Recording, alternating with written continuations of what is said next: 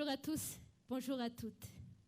Avant de commencer, j'aimerais vous poser une question.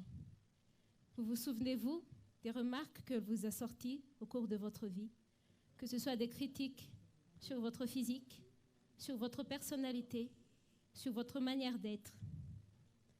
Je vais vous poser une question à quelqu'un qui est dans l'assemblée. À vous, madame, celle qui m'a introduite tout à l'heure. Oui. Quelle a été la remarque qu'on vous l'a le plus sortie au cours de votre vie? Et même qui peut-être on vous sort encore. Alors, quand je disais que je n'osais pas parler de ça, en fait, j'ai des lèvres énormes. Et dans ma jeunesse, tout le monde à l'école me traitait de beefsteak. Comme quoi, à la fin, je tiens un micro et je bouge bien mes lèvres et vous arrivez bien à me comprendre. Et je suis là en tant que présentatrice. Tonnerre d'applaudissements pour cette demoiselle. Maintenant, je vais vous demander de passer le micro à quelqu'un qui est à côté de vous. C'est comme vous voulez.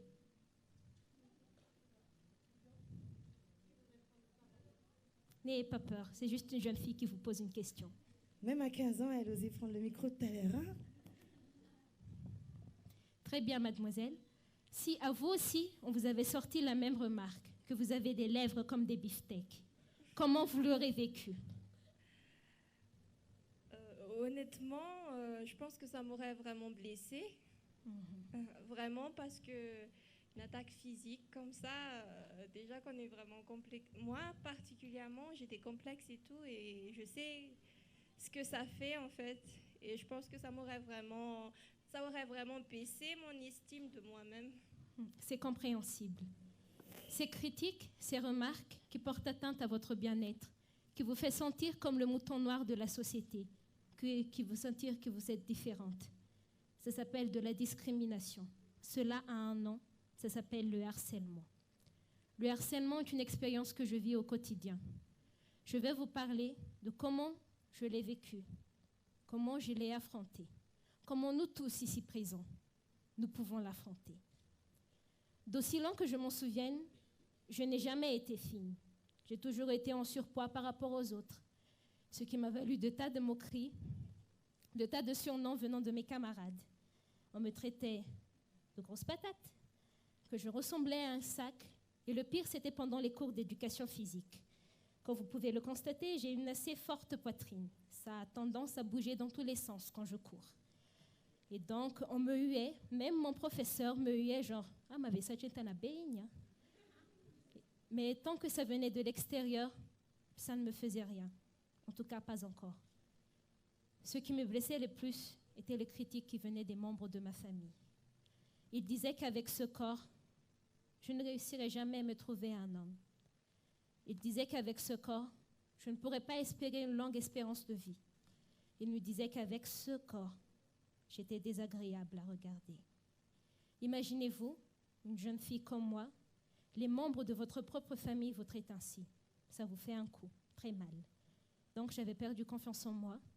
Je me terrais à la maison comme une taupe. Personne ne me voyait. À part aller à l'école et à l'église, comme je vous l'ai dit, je restais chez moi. Je restais tellement longtemps chez moi que pendant longtemps, les entourages de ma famille ont cru que ma mère n'avait que 2 filles, alors qu'elle en avait 3.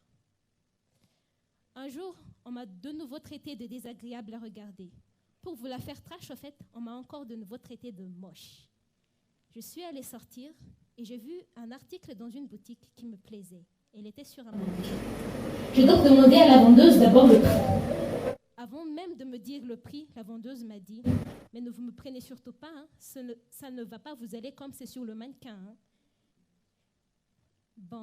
En entendant ça, je suis directement partie. Je n'ai même pas essayé l'article. J'avais les larmes aux yeux.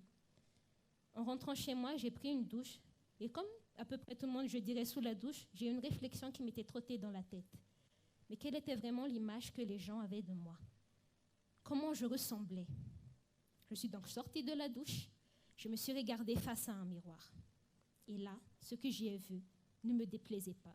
Je me suis dit, c'est mon corps. Je l'aime comme il est. Il ne peut pas plaire aux autres. Il peut déranger les autres. Mais moi, ça me va. J'ai donc dit à mon reflet.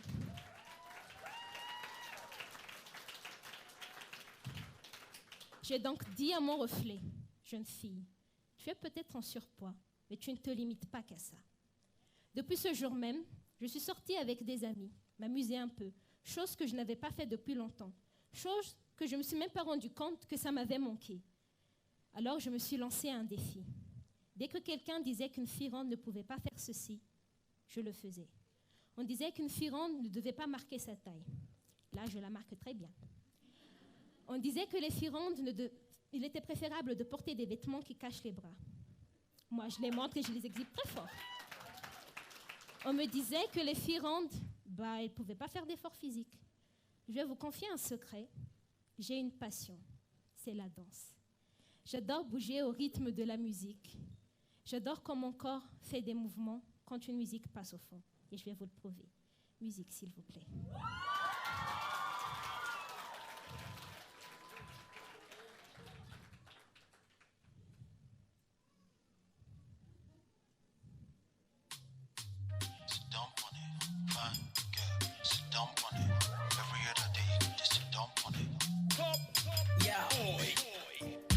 Tell me, baby girl, how you do?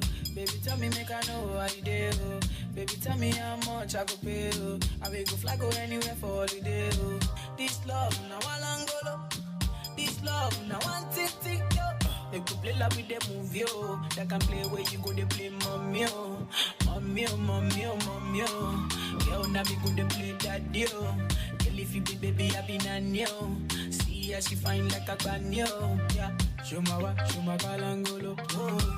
Why show my what to roll it, oh. Baby, make a day, where you day, oh. Merci beaucoup. Maintenant, à chaque fois que je monte sur scène quand je danse, j'ai confiance en moi. J'arrive à m'accepter comme je suis. Mais ce n'est pas le cas de tout le monde ici à Madagascar. À Madagascar, il y a encore beaucoup de cas de harcèlement, que ce soit dans le milieu scolaire, dans le milieu professionnel et même dans la vie de tous les jours, en fait. Tel que je me tiens ici devant vous, je suis une étudiante en droit et sciences politiques, en 2e année. J'ai, comme je dirais, choisi ce filière au hasard. Je ne vais pas vous le cacher. Excusez-moi. Comme j'avais obtenu un bac littéraire, on m'avait dit que vas-y, va faire du droit, tu as bien une bonne maîtrise des langues. Vas-y. Donc, j'ai postulé pour une université, j'ai été reçue. Mais en prenant mes cours de droit, j'ai constaté une chose. Avec des connaissances juridiques, je pouvais réaliser mon rêve. Être la voix des enfants, être le plaidoyer des enfants. Car ce sont les enfants et les adolescents qui sont les principaux victimes du harcèlement. C'est là que l'impact est le plus gros. Parce que les mots que vous sortez, les mots que ces enfants entendent, vont déterminer toute leur vie, toute leur carrière.